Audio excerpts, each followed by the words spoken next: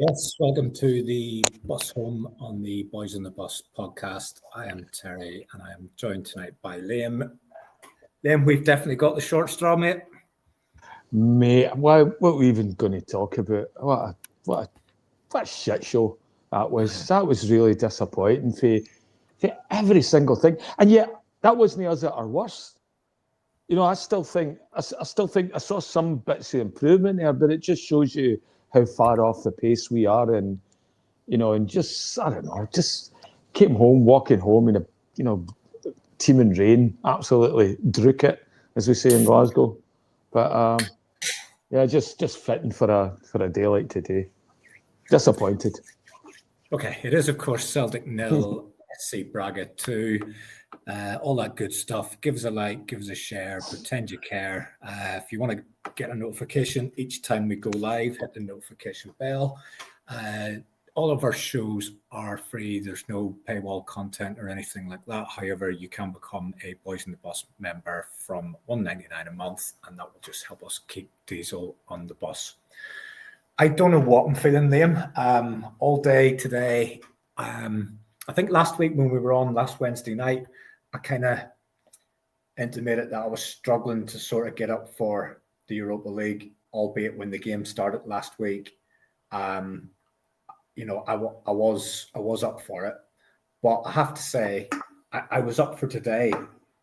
I was looking forward to it all day long. I was looking forward to it from early in the week, and even after the hangover of watching the game on Saturday, I was really, really looking forward to this game, and I was starting to embrace the competition that we're in. I kind of accepted that it's possibly a good thing that we're not in the Champions League, because that's not our level. Although on tonight's performance, it looks as if the Europa League probably isn't our level either. How are you feeling about the game? And where are we at on the Europa League before tonight's game? And how were you feeling in the lead up to the game today? Yeah, I was on Celtic World Order yesterday. Stevie's podcast, just jumped on it at the last minute. Yeah. And I was up for the game. I really was. It's like, you're right. Like, I had to convince myself this week to look forward to it. From the weekend to now, it's like, okay, well, it's a Thursday, so I've got a long wait for my football fix. And, so by the time the game turns around, I'm up for it. I walked up to the pub today, I could bounce in my step. Yesterday I said, it'll probably be one each. Today I was feeling much more hopeful, and I don't know what it is, just a good sleep or whatever it was that got me up for it. And then watched the first half, and I thought we were doing okay until we seen like Schmeichel started hitting a couple of random and stray balls, and he did it very on. And I think you could just see the entire mood change. Just see the entire mood change with everybody around about us watching the game. As that was like, oh fuck, it's going to be one of these nervy ones. He's fighting with the ball. He doesn't seem to be on his game, Schmeichel. There seemed to be something really off with him today. He was shouting at his players. He was blaming everybody, and so that was my first instincts of the game, is that this is going to be a rough one. Even though we weren't doing too bad going forward at times, I thought Konatke came in. He showed a wee bit of zip at the front, but he faded really quick as well. We can get in the individual performances, Terry, but I don't know. What was your thoughts, mate? I thought first 20 minutes, I thought we were bright. I watched back the highlights from Saturday, and we probably weren't as bad as I thought we were, but we were just toothless in front of goal. And I think we kind of carried on the first 20 minutes tonight. I thought we're quite positive. I thought we were feeding Konatke. He'd already got the fullback on a yellow card very early.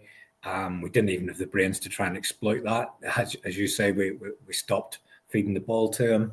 I felt Schmeichel's kicking was an absolute disaster from the word go. And I felt that with that goal, when they took the lead, that just knocked us for six, and we couldn't recover. The rest of the first half, it just went from us. I felt comfortable, and I felt it was only a matter of time before we would penetrate and we would start to create clear chances and hopefully take one, to them just knocking the ball around us and us having absolutely no idea how to get it back, or if we did get it back, what to actually do with it. Second half, I thought we started bright again. We then got the equaliser, which I'm sure we'll touch on. And then it felt that we couldn't deal with the adversity from that moment either. And the heads went down again. And everyone started to feel sorry for themselves. There doesn't seem to be any resilience at all. It seems to be once something goes wrong, nobody in this team, or even wider than the team, nobody in the club at the moment seems to be able to deal with any kind of adversity. The boards don't seem to be able to deal with adversity in the transfer market. The manager doesn't seem to be able to deal with adversity in terms of getting players in or in-game management, and the players certainly don't seem to be able to deal with any kind of adversity whatsoever. I used to think Celtic could rely on their transfer model. We can't rely on our transfer model anymore. It's broke. It doesn't work. I used to think we could rely on this man to get things done during games. We can't rely on him anymore. I used to think we could rely on this guy. We can't rely on him anymore. I used to think we could rely on this guy. We can't rely on him anymore. I thought when we brought this guy in, he'd be one that we could rely on. We haven't seen that fight that day that he came back with his mouth burst open to get the Scottish Cup. We can no longer rely on this guy because he doesn't want to be there anymore. And the guy between the sticks is just an old man that we cannot rely on any longer. And somebody somewhere within the football club needs to step up very, very quickly, or this season is going to really get away from us. And I'm talking League Championship, which, as bad as we've been, a lot of Celtic supporters are still taking that's a gimme. And it is far from it, Liam. It is far from it.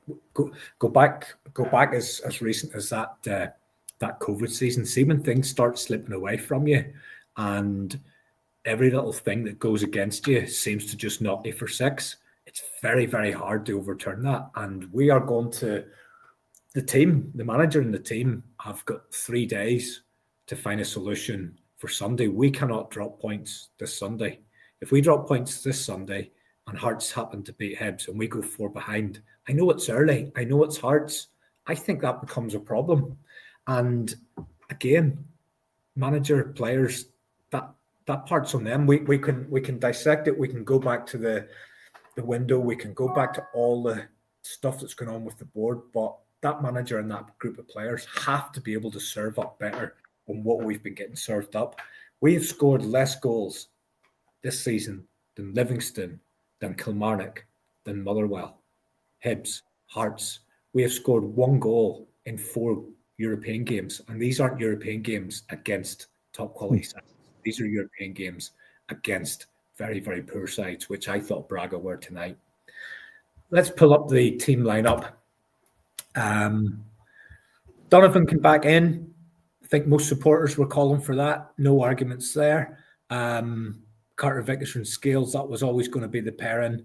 A lot of people thought Sriracha may have kept his place at the expense of Tierney. I didn't think that would happen. I mean, if you're bringing Kieran Tierney in and you're not playing him in your European games, what's the point?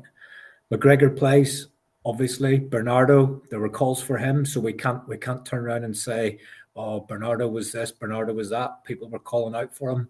Negron's the one I don't get. I just don't get what the manager's saying. I just do not get what he's saying, or maybe it's what he's not saying from other people. But he started brightly. First couple of games looked as if he might be a player. He has done nothing in the last 4 weeks for me. Nothing to warrant a place in the Celtic first team. The front three was the same as the weekend. That's what I expected. Maida's in there by default because we've nothing better on the right-hand side. Taneke, the one shining light. And again, I thought when we fed him the ball tonight, he looked like the only player really, really capable of creating anything. And Iheanacho, Yeah, I mean, he's unlucky with the goal that's disallowed. Again, I thought it was a good finish. He looks like two different things at the same time. He looks like a freebie that you've got because nobody else wants him, but he also looks as if he's got quality and he's quite a composed finisher, and he seems to be able to do both of those things at the same time. What was your thoughts when you seen the lineup? Where was it compared to what you were expecting or wanted to see? I thought it was a quite positive lineup. I posted it early this morning as soon as it came out because I was quite excited about it. Yeah, I liked it. I liked it. Donovan came back, got a place in the team, and I thought the adjustments to the midfield were exactly what we needed.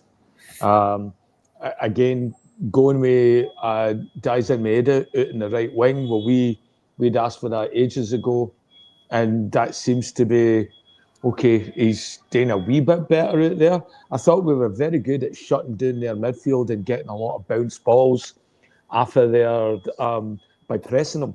We were pressing them really, really well in that top third, and we were doing okay there. And yeah, it's like I think that made us look good that they had such a hard time controlling the ball in the middle of the park, and that was giving up lots of wee rebounds that our guys were picking up on. So that shape of the team, yeah, I thought it was fine.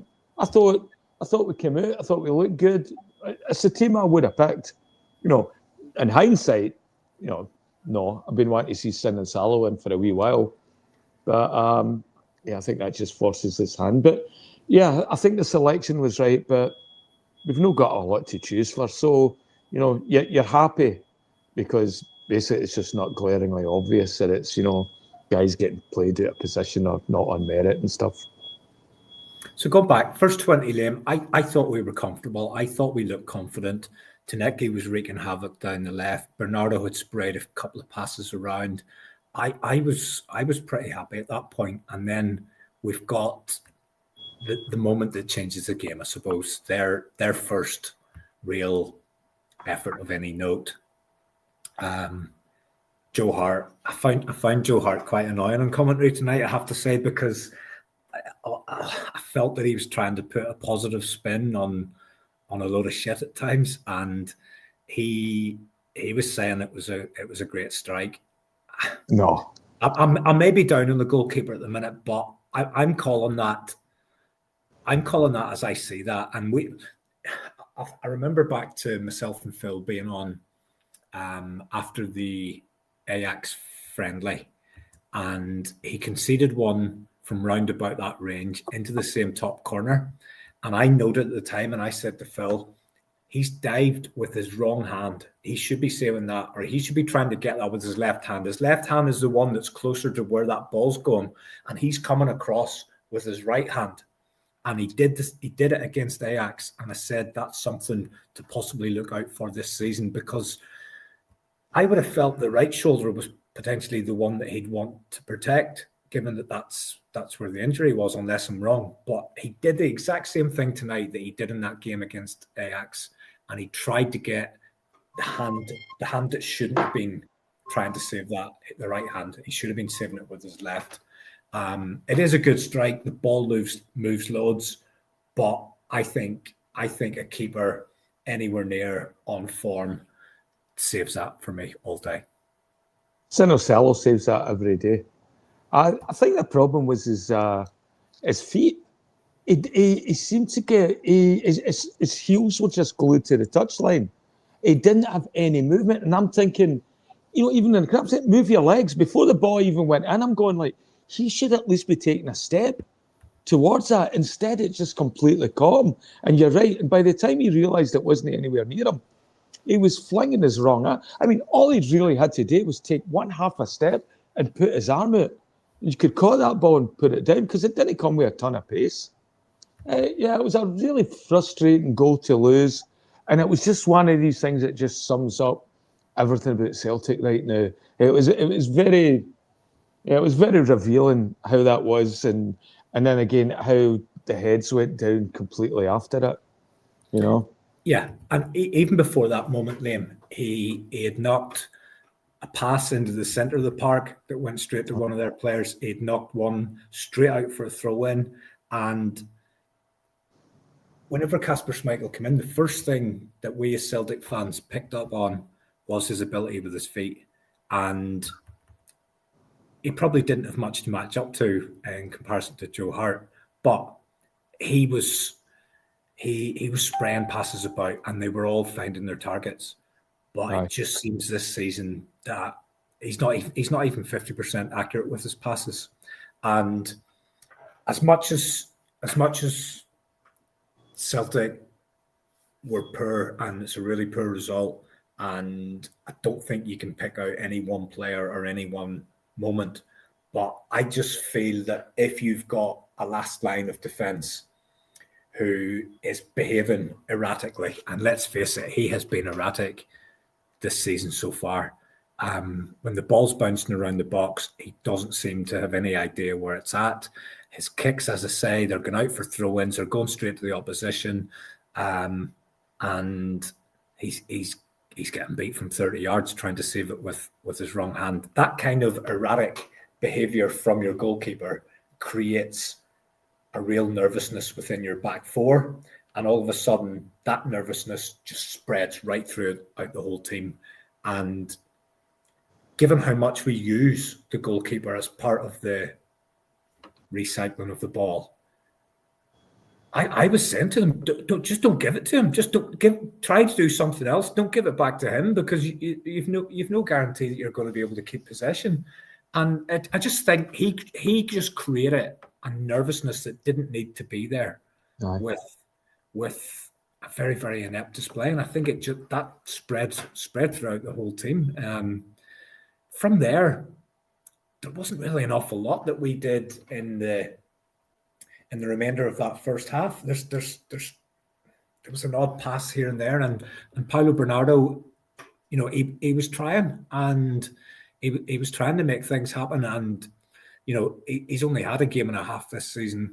Well, not even a game and a half. He didn't get a full game today. He got about 65 or so, and whatever he got at the weekend there. But the whole thing for me just stemmed from the goalkeeper. Carter Vickers looked nervy. He's looked off it this season. Scales beside him. He looks more assured than Carter Vickers, but he's still prone to knocking the ball out of play every now and again when it seems easier to find a Celtic shirt. Donovan, I think it probably feels a little bit harsh that he was the one sacrificed to try and change things, because I thought at least he was showing some kind of intent. He was playing with aggression. Yes, he did make a few mistakes, but when he did, he tended to fight back and go and get the ball back again. And he was doing what he's done. He was trying to make things happen. Whereas I think other more senior players were sort of letting the game pass them by and happy to make it look as if they were doing things, but they weren't really. So I think he can count himself unfortunate to be the one that made the sacrifice, because that could just as easily have been, it could have easily been Tierney on the other side. Do you know what I mean? Aye. Well, there wasn't much, if you were to be asked which one was the senior player between the two of them, there's very little difference. I thought that one point where Donovan did lose the ball, he lost the ball around about the halfway line, and it was a slack pass, and the guy picked up and jumped on it. And I was thinking, oh no, I hope this is no one of these ones that comes out and hurts the boy, confidence-wise and that. No, he got right back in there and he won that ball back, and he won it back forcefully and was able to come and take a couple of steps with it and pass it to a guy. And that's the second time I've seen him do that. I was very surprised that he was taken off at halftime. It just, it wasn't who I thought would have been off.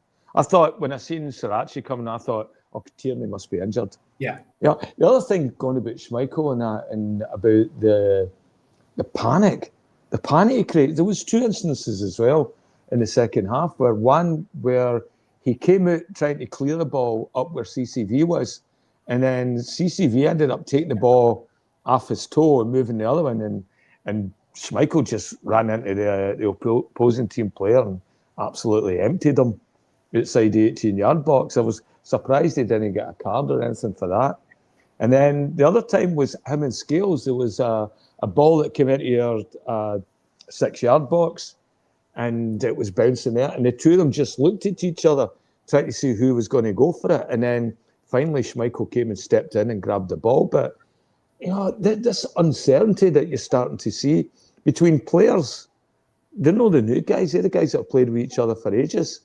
And just to see that, this team's broken right now. There's definitely something wrong. It's just not working at the right speed. And we keep maybe thinking it's Callum and the two midfielders. Maybe it's Callum and the two centre-backs that are playing behind him that's causing this run in bad form as well, because the balls that Scales and all that's picking out, he's great when a ball's coming to him in the air. But as we've seen in their corners, as soon as a ball comes to him on a diagonal, he doesn't know how to defend it.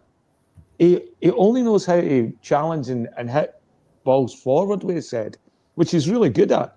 And I think that masks a lot of the deficiencies in his game. But I just thought everything just looked really poor at the back. They don't seem to have a lot of imagination. As far as finding those through balls, you can see them trying for it and all that, but just that quality is lacking now. And this is a team that is just appreciating as we watch it. You're watching the value. It just everybody's coming down, everybody's maximum out at a certain level, and I don't see any passion of their team trying to win a big game. And I've not seen that since January, Bayern. The last time we've not won a big game since then. Maybe a semi-final. That was it. And when was the last time we ever went? How many is that? Is that 5 times we've failed to score a goal this year? I can't remember a Celtic team. Maybe 6. I can't remember a Celtic team like that with so many zeros between scoring goals. Yeah. Even Aberdeen have scored tonight. It took a penalty, and poor old Aberdeen, the guy in the Skyrim, he gave the goal to the other team. He read the score out for about 10 minutes, saying Aberdeen were 1 down, and they were 1-0 up. See if that was any other player in any other position playing as poorly as that, the manager would have changed them. You never see them changing the goalkeeper. They just don't do it. To me, there was an argument. His kicking was so bad. To me, there was an argument for making a change between the sticks. But he did make a change, and he made a change to the formation, which is something our stubborn leader very, very rarely does. And he moved to a 3. I don't know what he then moved to further forward, because Maido was playing on the right, Sirachi was playing on the left, but it still looked as if Iheanacho was kind of up top on his own. So I think it was just a mix and match of all the rest of the players going forward. And we seem to have got an equaliser within 5 minutes of the second half starting. Not one we created ourselves, but one that was created from a mistake from Braga. They had a free kick in their own half. They've played it backwards. Iheanacho has stole in. He's knocked the ball forward. Looks as if it's with his head. He takes it early. I was shouting at him to go take another touch and go in closer, but he had the confidence, he had the composure. And as we've seen in the previous Europa League game, he's able to find the net when it's him and the goalkeeper one-on-one. He's pretty confident. And that was a really good finish. And I was with the commentary team 100%. I thought the VAR check was just one of these routine ones. I had no idea what they thought they saw. I'm only assuming, Liam, there has to be an angle that we haven't seen where it is conclusive that the ball hits his hand. If they've only seen what I've seen, that is one of the worst VAR decisions there has ever been since VAR came in. I'm going to give them the benefit of the doubt. They must have seen something from another angle that we haven't seen for them to say that was a clear factual overturn. I have seen nothing that even suggests it was a handball. Well, even it was ball to arm. if it was. And honestly, I didn't see any. It might have hit like the sleeve on his shirt, but the actual fabric part, and not the actual man himself. I mean, VAR could just come out and show us a definitive angle of why that is a handball, and then everybody would be fine, because that's what VAR is supposed to do. You're supposed to take all the guessing, all the guesswork out of it, and show everybody, okay, this is, something that the referee obviously missed.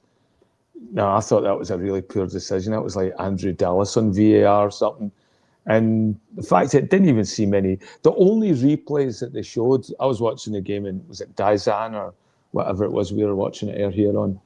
And the only replay they showed was one that showed it hit him in the chin. It was like the ball came up and hit him there. And it wasn't like you seen him moving his body towards it to mark it forward. No, it just came up and you just see his head moving. And yeah, how you can not give that, I don't know. And that just seemed to sort of sum us up. Their head went down again. And again, I thought we were going. As you said earlier, his finish was terrific. They had a great camera angle on the finish, because you could see him thinking and moving. You could see his eye contact. You could see him squaring up his body. I mean, he took that really, really well. It was clinical. But yeah, the VARs needs to show me something to prove that wasn't a goal. The only other thing I would say, Liam, is if that was me and I didn't hand that, I'd be going nuts. And he seemed to accept it. His reaction, I'd have been in the referee's face screaming, and that's probably easy for me to say, because I'm never going to be in that situation. But he seemed to accept it quite readily. And that was the only thing that made me think, do you know what? He's probably felt something. If that was a completely wrong decision, I can't see how the player would just have took it like that, unless he's such a professional that he knows he's not going to get it overturned again, and he just accept. I don't know. I'd have been going nuts if I didn't hand it and I scored that goal and it was disallowed. I'd be going nuts. Mm-hmm. He seemed to just take it, or is that just symptomatic of what the Celtic players are going through at the minute? They just take whatever fate gives them and accept it, and do you know what I mean? Like, the only one I seen tonight having a go at the ref was Tenecti. Yeah, he had a couple of times where he had some arguments with the referee where it was like, yeah, he felt he was unjustifiably fouled or given a free kick against, and you could see him mouthing at it. But our captain leads by example, and he's very quiet when it comes to that. And I know you won't change his mind. You won't change his mind. But if you look at some of the great captains across the years, and we don't need to name them, they'd be in the referee's face. They'd be demanding an explanation, and there just seems to be an acceptance. Yeah, whatever, we're down in our luck. Things are going against us. It's just, just accept it and get on with it. And fine, if you've got the resilience and you're a team that is able to overcome adversity, then great. But we're not that team at the minute. And, we're very passive, Terry. It's like, even on the park, like you don't see players shouting at each other to raise their game. I see plenty of players going towards the fans to tell us to get off our arses. But, I'd like to see somebody turn around and say, CC, Cameron Carter-Vickers, hey, are you involved in this game? What are you doing? But I don't see you busting a gut right now to try and do anything here. And I know it's just might be his personality and that, but I want to see more. I want to see this matter to Celtic, like the same way it does for the fans. And it's really getting on my tits, all this, like, to the fans, because we do our part. That pisses me off. You do something to get the fans off their seats. That's my approach to that. And I totally get what you're saying. The players feel it. It almost felt like they were doing a silent 90-minute protest. Do you know what I mean? Aye. There's some interesting. Big Dom's got a comment in here that players are disillusioned with the performances, and yeah, I think right now what you're seeing is a toxic work environment. You can masquerade it all you want, but it's got to be just. You got players that want to leave. You got players that have disappeared and out the team. You got your favourites and all that. I mean, look at Lagerbielke playing against us tonight. That boy played actually quite well. He looked comfortable, looked good on the ball, like proper player. But I don't know. We've got guys that just get sort of like, just pushed out the way. You never hear of them again. I mean, like, look at the boys Yamada that came in, and I don't know what happened with Simpson Pussy, and yeah, it's as Big Dom said there earlier in the chat. I think this is Rodgers. I don't think this team wants to play for Rodgers. They don't look at, or Rodgers doesn't want to be there either. He's just fulfilling an obligation or something. I think the team are almost playing in his likeness right now, because I think he's just gone through the motions, and it looks as if the team are also going through the motions. And see if he is like that. And I only can say what I see with my eyes, and I don't see them during training. But if he is as passive during training as he is during the 90 minutes, then that's going to influence the players. That's going to rub off on them. And I want to see my manager agitated. I want to see him shouting at players. I want to see him doing things that are trying to create a positive outcome. I want to see him trying to lift players when things aren't going their way. After we lost the second goal, Liam Scales kicked the ball straight out of play, and he's standing there clapping his hands. Yeah. What's that all about? Yeah, I don't get the aura around Rodgers as well. I find he's a very, I don't know, like even his commentary after the draw with Hibernian, and it was like thought that we played well, and do you think he went at half time and gave a bollocking to Schmeichel? I bet you didn't. I think he's one of these players. He's like one of these managers. He doesn't go in hard on players. He respects his senior players, I think, too much. And he's definitely got his favourites. And he's got this sort of mentality. You don't see what I see in training, and and like players get dropped for no reason. I don't know. I think he's trying to coach too much.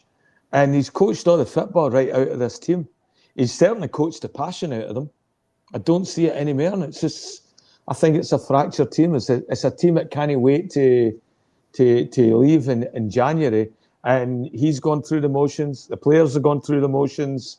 It's just a really shitty environment. And it comes down to maybe the fact that he thinks he's doing us this grand favour by sticking around for this year. Because, like a lot of the Celtic support, well, who else are we going to get? Which is the laziest argument ever. We remember losing Di Canio, and who else are we going to get as a striker? And then Henrik Larsson shows up. So, it's like there's always something out there. Like after the Neil Lennon season with the COVID one, it was like, I thought we were our very lowest. And then Ange come in, and then all of a sudden, within 3 months, you've got the spark of a team starting again, of something maybe, okay, this actually could work now, and we're seeing some positives. But I don't see any positives. In fact, I think it can only get worse with Rodgers. I really do. Because I think there's so many players that regressed under his form. And I'll put the rest of the coaching staff in that as well too. The best thing that could come out of this meeting tomorrow with the management, on Monday with the management, and that is maybe Rodgers gets a sack. Because we can't sign any new players, but maybe we can salvage the season. Know that we're losing domestically yet, but we're second. But I want to see him actually show up and do something for his money. Show us this elite level of management that we've all bought into, and we're just not seeing any. It's not recognising any of that now. I don't think we're going to see it. I honestly think I don't think he's got the fight for it anymore. I don't think he's got the stomach anymore. I think he's at a stage where I genuinely think he's on the wind down, and he's in terms of his time at Celtic, he's saying he wants to stay and what have you, and he says he hasn't been offered anything. I'm genuinely not surprised he hasn't been offered anything yet. Do you know what I mean? Well, I can't see what his value is going to be after this season, because you've got a manager that can't recruit, right? He's no idea what to look for or how to sign a player, and he's just sort of washed his hands of that. I mean, that's what really bothers me this year. That one seems a wee bit snide, It's like, well, I would have signed better players. Well, we didn't, and he just doesn't seem to want to be part of that equation of like recruiting and finding the best players that he can use to play this fucking bastardy system that he's got. It's just that, I mean, it's like the guys at work that look busy that don't do anything. We got a team of guys that look busy, but they don't do anything. And that's his football. I don't know, even if we just get rid of I'd sack the backroom staff. Get rid of Kennedy and Strachan then. Let him bring in who he wants till the end of the season. Maybe there's something there. I said last week as well, maybe we need a striker coach to come in, like the Harry Keogh or whoever we had before that's going to come in and actually make a difference and, show some of these strikers where the net is. Because I remember Dies in my head, and when he was going through that really good patch, he thanked Harry Keogh a lot for that. Going to bring up a comment from Al. Al, thank you very much for getting involved in the comments. I do disagree with you though. Al says you're wrong about what hand Casper went to save the shot. Lots of keepers are coached to use the right arm when diving to the left. I don't care what any coach says. You're using your wrong arm if you're using your right arm to try and save a ball that's gone to the left. Proof's in the pudding. The ball ended up in the net. Same thing against Ajax. And if we keep playing this guy and he keeps trying to save balls with his right hand to the left, they'll keep going in the net. But do welcome your comments. We're allowed to disagree. See, just to bring the Schmeichel one to an end, see if he picks him on Sunday. I think that's on the manager. I think that's poor management. I genuinely think if a player has such a poor performance and you reward him by playing him again in Sunday, and let's be clear about Sunday. Sunday's now our biggest game of the season. After that tonight, this will be the third home game in a week, just over a week, 8 days. See if we go another game without a goal. See if the home support have to sit through another 90 minutes of what we've seen tonight, Saturday, and numerous other occasions this season. If you think it's toxic now, how toxic is it going to be if things don't go our way on Sunday? And there's every chance, the longer these runs go on of not being able to score, the less likely it is that you will actually score, because the pressure cranks up, the nervousness cranks up. You probably don't want to be that player that the chance falls to, because if you don't put it in the net, you're going to get the howls of derision from the crowd. But I'll be interested to see that team sheet come out on Sunday. I fully expect Schmeichel to be in the team, but for me, it has to be a change of goalkeeper. Okay, then the rest of the game, I felt after that goal wasn't allowed, I kind of felt our threat pretty much petered out, and they started to look really dangerous on the break. There were a couple of last-ditch tackles from Scales and Tierney. There was one chance with about 10 minutes left. Carter Vickers' header. I think he's got to score. I think he's got to score. He gets up and he's got a clear header on goal. And I thought seeing it first time round, you're thinking, players going for the ball in the box, difficult enough just to get your head on it, decent effort. But when you see it in slow motion, he gets a good, clear opportunity at that, and he's got to at least hit the target and ask a question of the goalkeeper. He does, and that's a few now as well, because he had one in the weekend as well. Was it the weekend or the game before, where he had it right? Same again. It just seemed to go off the side of his face, sitting out for a goal kick. At some point, we're going to have to ask a question about CCV. It's like, where is he? We're seeing these mistakes showing up now in every game. where he's no committing to go on and either win the tackle or get the ball, where he just seems to like tune out a wee bit. And I really don't understand that. I don't understand why we gave him a 5-year deal. It just seemed to be, you know, it doesn't seem that player that I think had 5 years in him. You know, he looks a bulky player, and the way he's playing right now is like, we were calling him SpongeBob SquareBall, the way he was playing, because he had no desire to get that ball forward. He was looking for Callum McGregor, he was looking for Scales, and he was looking for Schmeichel. And even though with Schmeichel, we knew he was fighting the ball all day, but the amount of times that we just kept passing it back to keep him involved in the game, and it just sets us backwards. You don't know where that ball was going when it was coming to him. And, you know, luckily enough, we had a few players that managed to get it and hold it up a bit, but, you know, it was a gamble every time that ball went up in the air for him. And I think a lot of it started with CCV. I think he needs a rest. I think he's, you know, I think Rodgers is running him into the ground as well, but I don't know. I don't see the passion in him. That's what bothers me. I know he might be that quiet type of guy, but I want to see him getting angry. I remember during Ange's season, we were playing Rangers.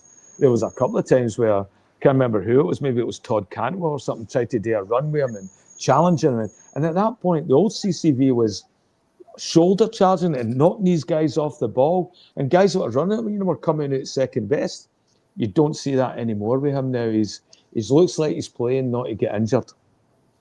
I think for balance, Liam, he has been a colossus for us, and there were a couple of seasons there when he first came in where he was pretty flawless, and I think we've got really high expectations of him because we've known what he's been able to deliver, but we're probably seeing why he's still at Celtic and why some of the bigger teams in the bigger leagues haven't come in to get him, and why he isn't a regular for the USA international team, because that was something I could never get my head around. Watching him play for Celtic when he first came in, I thought he was a Rolls Royce, and then he's not getting picked for America, and I just couldn't join the dots on that at all. But he's missed that chance. They've gone up the other end, and it's just the type of goal you expect Celtic to concede in Europe. Dane Murray's trying to clear it. He clears it right against the striker, and the ball ends up in the back of Kasper Schmeichel's net. He's out berating everybody else. Just one of those ones. The game's stretched at that stage. The best you can think about is trying to get a draw. You're having to stretch the play, take chances, and we've come up a cropper. You might as well lose 2-0, 3-0, 4-0 as lose 1-0 in this format. So we've lost the game. We said last Wednesday we would know if the point we got in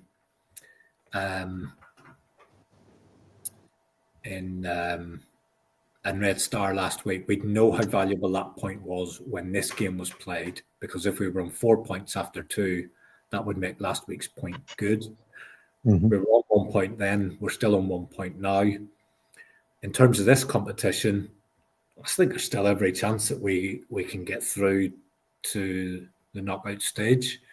We would need to win next week's game, and I wouldn't confidently predict us beating anybody at the minute, even Rangers, to be honest. If we want to do anything in this competition, we need to get 3 points next week. If we don't, then I think this just becomes a distraction and a pain in the arse, and something that'll get in the way of the domestic season, which I think is going to itself prove to be a big enough challenge. We need to win this game on Sunday, by hook or by crook. Somebody has to step up, be it the manager, be it the captain, be it a group of senior players, or be it some of the new guys that's come in. Somebody needs to step up and show a bit of leadership and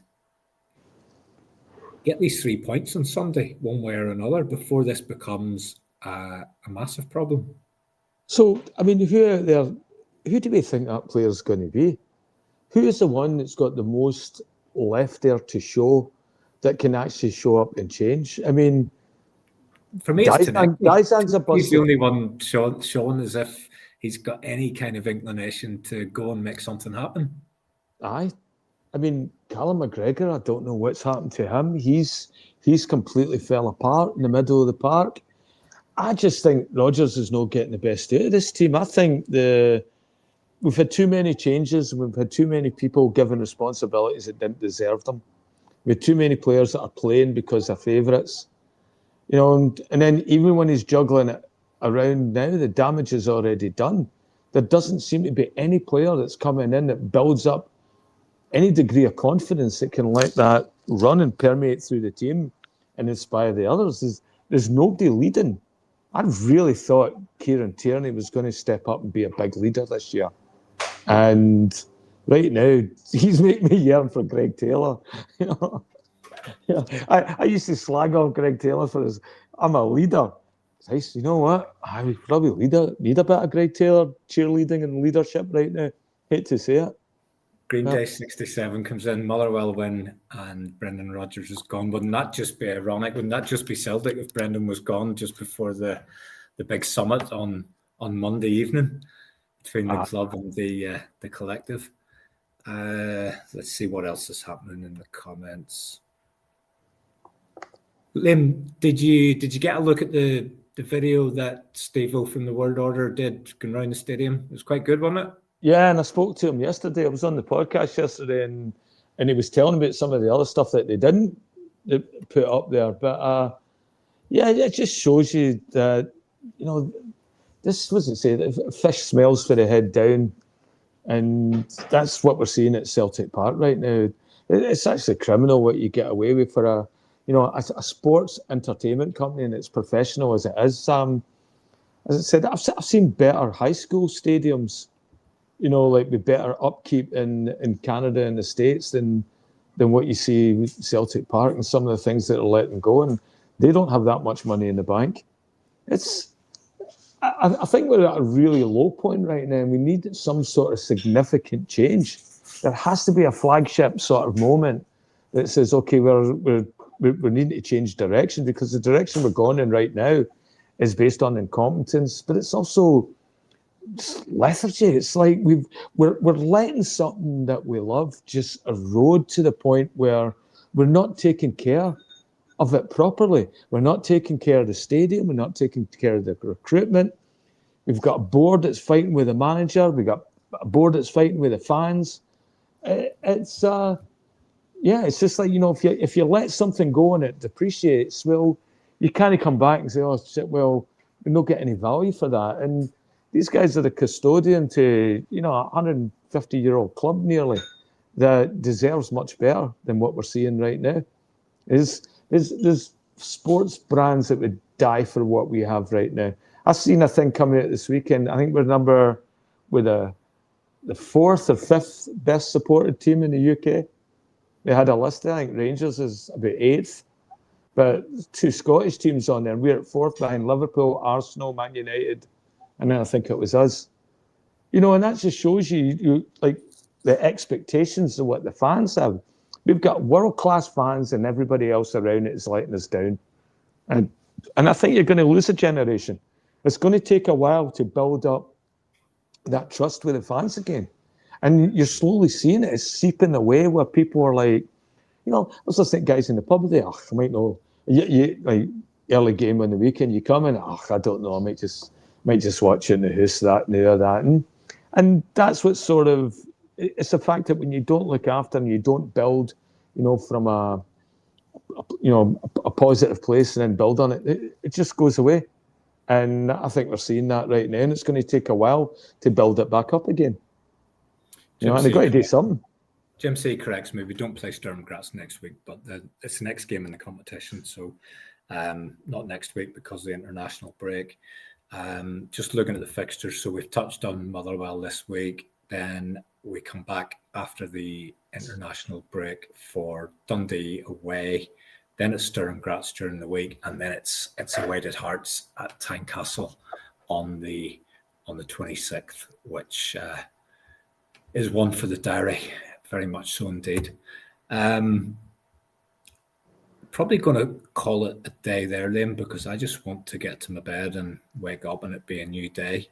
But Sunday, we'll be back on again after the Motherwell game. Hopefully, we're a bit more energized and in a much better place.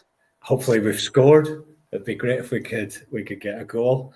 I thought it was quite ironic tonight. The camera panned to the director's box, and you had, well, it panned a few times, and each time it did, you had Peter Lowell, Michael Nicholson, and Chris Mackay. Grandpa Joe as well. On their phones Grandpa every Joe. single time. On their Grandpa phones every Joe. time. Did you see Grandpa Joe sitting behind him as well? They must have shot another Christmas commercial this week. That was the point I was going to make. Tony Roper was in behind, who did Grandpa Joe in the Celtic Christmas commercial or whatever it was. But he also is a well-known Scottish comedian, and I just thought it was quite ironic that you had one of the most well-known Scottish comedians sitting just in behind three other absolute comedians as well. Get the clown thing picture back up, Terry. Only an excuse. Do you think he was doing his wee only an excuse? Only excuse sketch? I think they were probably shooting the Christmas ad this year. And I've got a theory on that as well, right? Like Celtic do 2 Christmas ads every other year. So last year was another emotional one. That was Grandpa Joe and all that shit. Yeah. And then they usually follow up the next year with a hardcore sales one, where it's the players and people around them basically with every toy in the shop out. And it's like they're trying to sell their entire range of Celtic merchandise and all that. And I think with the new store opening and all the rest of the stuff, I think it's gonna be a hard sell Christmas ad again this year. It just looks like Toys R Us, and I can't be bothered with any of them. Let the Adidas guy do another commercial for Celtic again. They're the only ones that got it right. It was because of Bobby Gillespie helping it. Irishman in Porto, 2002 comes in, was Lol at the match day. He hasn't been at the games for at least 3 weeks or so, and there are rumours around his health. Just by the way, I don't know if it's true or not. He doesn't look overly healthy. Right, I understand how Donald Trump looks that way because he's doing in Mar-a-Lago playing golf every week. Why is Peter Lowell orange? I've never seen an orange man like him. Can't be high blood pressure. That'd be red. He's orange. Is he wearing makeup? It's like, or is he away? Is he always away for Glasgow? He's always been a good colour. So I think he's fond of the sun. But if there's any truth to those rumours that he is ill, obviously we wish him well in terms of that. Liam, I'm going to call it a day there. Disappointing night. It's quite difficult to come on and sort of be comparing. You haven't really made your mind up as to how you feel about the performance, but you've got to sit here and talk about it. I'm sure come Sunday I'll be right back up for it again. All I'll care about is the Motherwell game, and you and I will catch up after that. Thank you to everyone who's been on with us throughout this podcast, and we will see you all again on Sunday. Thank you very much. Good night. Patter in the chat room tonight is brilliant, by the way. Well done. Cheerio.